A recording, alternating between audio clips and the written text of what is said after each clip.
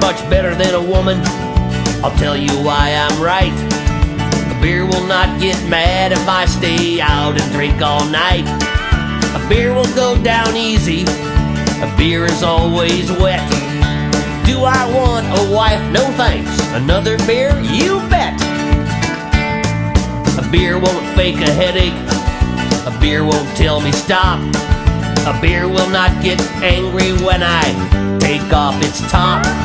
A beer won't call me selfish. A beer will understand if one night I prefer to have it in the can. I love my beer, let it be said. I guarantee if you pour it right, you'll always get good head. I love my beer, there is no doubt. If beer goes flat, just toss it out. We're here in Alpine Village in downtown Torrance. It is downtown, right? Well, sort of. At the Alpine Village Hofbrau, where we're here talking with Branson Burrows. Did I say your last name right? Burl. Burl, okay. Branson Burl, who is the master brewer for the Alpine Village. How long have you been doing that? I've been here for 4 years. 4 years. Yeah. And how long have you been a master brewer? I took over the master brewer's tasks August 1st, 97. Really? 97? Yeah. What, how long has this brewery been here? This brewery was put in 1988. 1988, wow, so it's been here for quite some time. You guys have the big Oktoberfest, I know, going on starting, is this the first weekend? No, the first weekend was last weekend. Last and weekend. It goes all the way through to the end of the month. What's the last day for it? October 31st. October 31st is the last day. Oh, that's Halloween. That should be a good Sunday, yeah. Halloween on a Sunday. That should be a lot of fun there.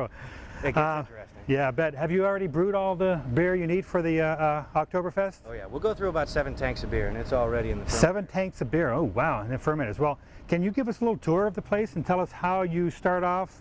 Because I know our listeners and our viewers would like to know, because I kind of do it on a small scale basis, and they'd like to see how a microbrewery does it. So you want to give us a little tour? Come on, this way. Let's go. Okay, we're here in front of what, I'm not really sure what it is. What? This is our pale malt silo. Okay, pale malt silo, We use okay. an all grain mash, and we only use 2-row malt. 2-row malt, okay. And this holds 24,000 pounds. Now, 24. At the beginning of our process, as you can see, I got the scale, Uh-huh. bucket. Basically, I'll weigh it out in 100-pound increments. And 100-pound increments, wow. Our mashes generally run 850 to 950 pounds. Hogs off. Okay, he's on his way here. Down to the 2-row mill. Okay. It takes a little while. It takes a little while for it to feed up. And this is pretty much what we have when we have it. We usually get it pre-crushed from somebody from. This is just what it's going through. Yeah. Yep, that's the same thing that we use all the time. Same stuff.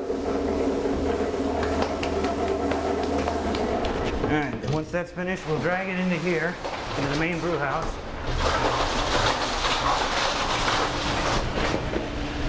Me and one of my assistants will lift it up onto the deck and get ready for mash in.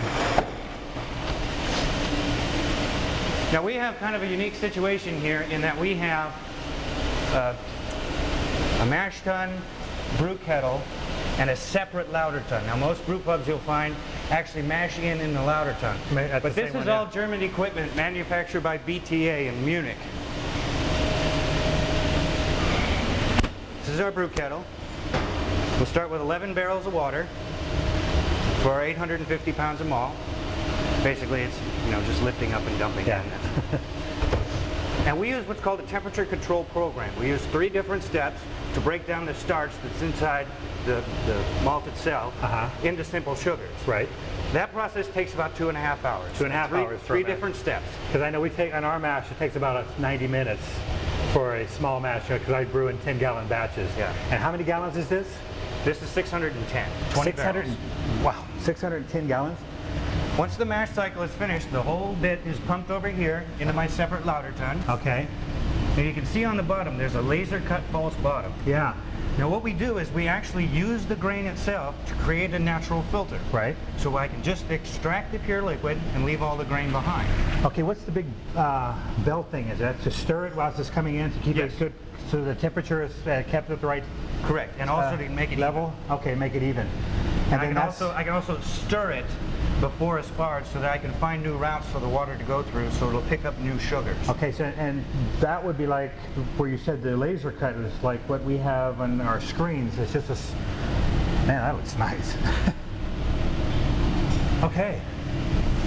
And then from there it gets pumped back into the brew kettle. Brew kettle, and then that's when you're collecting the wort itself. Okay. That's correct. And we'll actually fill to 24 hectoliters and boil down to 23. Okay, 24 hectoliters. How many gallons is that? That's 20 barrels. That's 610 gallons. 610 gallons. Okay. 24 hectoliters. Yeah. Okay. Now it's been boiling for how long? 90 minutes. Okay, and through periodically you drop in your hops. Right, at various stages. We use 3 hop additions here. The first one is right at the start of boil. Okay. That's for our bitterness. That's bitterness. The second one is a half an hour before the end of boil. Before the end, that's for your aroma.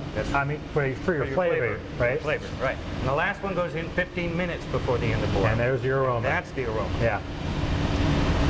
Well, after it's done boiling, it's pumped straight across here into our separate whirlpool. Okay. Now the reason for the whirlpool is that as we've added the hops, the alpha acids in the hops have binded with the proteins, created this green gook called true. Yeah. So as we're spinning in the whirlpool, the heavy sediment is settling down into the center. Okay. So once again, I can extract just pure liquid and leave the true behind. The true behind. And at what point are you doing the cooling? Because I know you have to drop down the temperature to a pitching rate. It will sit in the whirlpool for half an hour. Okay. And then it's drawn off here because the trub is all sitting down So it's starting to settle right now. Right. Okay. Runs through the wort pump, across here, and into our heat exchanger. Well, I'll take it from boiling down to 9 Celsius. Really? Yep.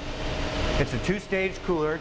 I have one side with just chilled water. Okay. And the other side is ice water, glycol. Okay. As it's going through there, it's going into one of my 10 primary fermenters. I have 4 in here and I have 6 outside. 4 fermenters on the inside here. Are these the 4 right here? Yes. And then the 6th that were in those wooden barrel looking things. See them right through there. Okay, so that way you can have a different temperature out there. That's right. Ah, so that's where you do your ales, right?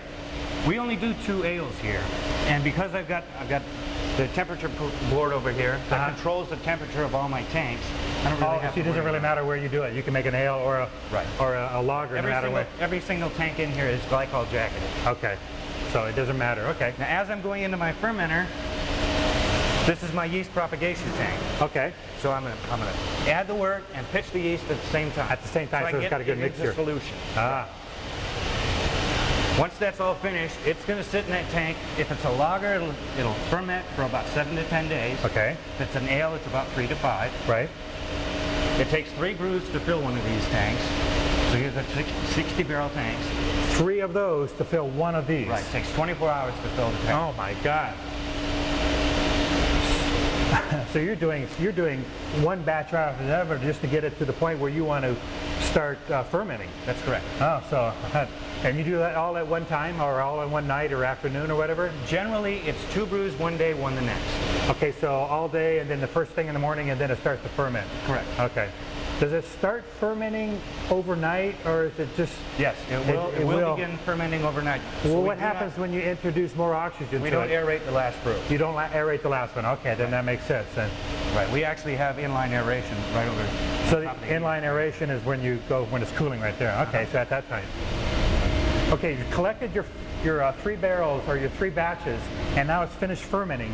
Right. But, and you said about 5 days if it's an ale, and about 7 to 14 days if it's a lager. That's correct. Okay, where does it go from here now? Then the temperature is dropped to 0. Drop to 0. Okay. We drop it to 0 and we let it sit there for about 5 days, and all the yeast will settle out. Okay. Now I will extract the yeast, put it back in my yeast tank, and use it for the next brew. Okay. We'll use the yeast up to about 8 generations. 8 generations. Okay, 8 times using it over and over again. That's correct. Wow. Okay. And then you just replace all the yeast again and repopulate some more. Yes. Okay. And then if it's a lager, it sits in this tank between 21 and 28 days for aging time. Okay, aging or the lagering. Right. Once it's finished aging, then we'll pump it back this way.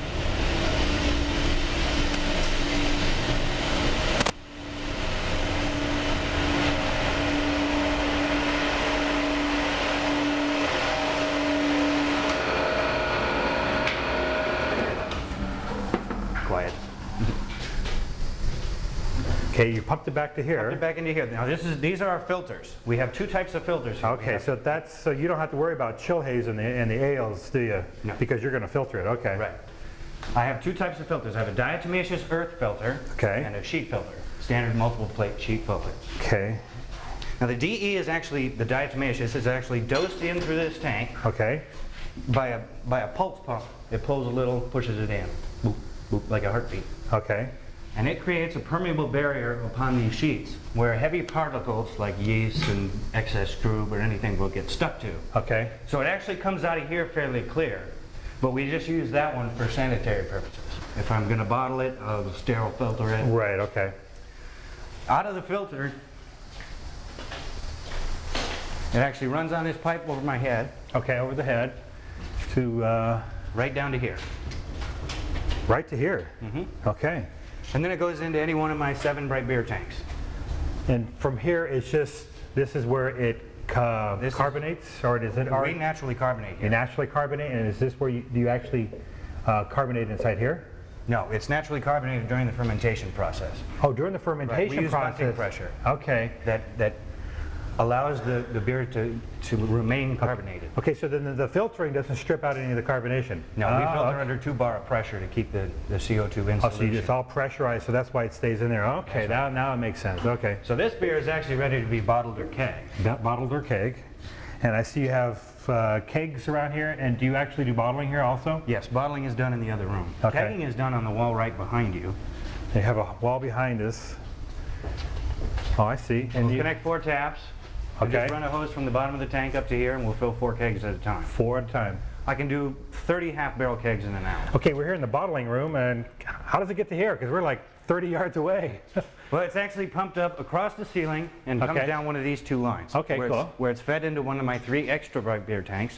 What is These- it called again? Bright beer tanks. Bright beer. Okay. Yeah. Okay. These are strictly for bottling. Strictly for bottling. Then okay. there's a hose hooked up from here to here. This is our bottling machine.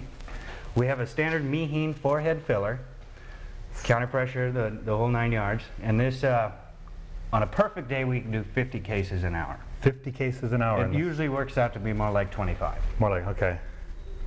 After it's run through here and through the capper, it's then fed onto our labeling machine, Okay. which is probably older than I am. It goes around, comes down, and then it's cased right here at the end table, put on a pallet, and sent out to the cooler. Cool. So this does look like an old machine. Where did this come from? And I have no idea. It was here before I got here. Wow, this is great. Hey, this is absolutely great. I really appreciate that. Now, how do we get to try this beer? Is there some place we can go to try Well, this? I think we can just walk over next door. Well, let's do that. Come on. This is our Bach. This is It's the a box. darkest beer we Okay. make. Let's see The what fruits this. of the labor. The fruits of the labor.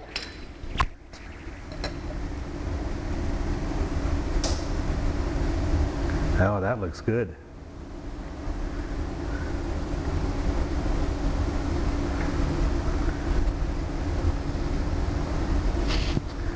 Here's one.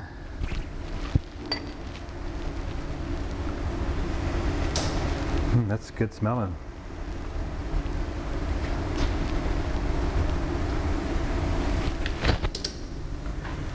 There we go. Thank you for all your hospitality. This You're was very great. welcome. Cheers.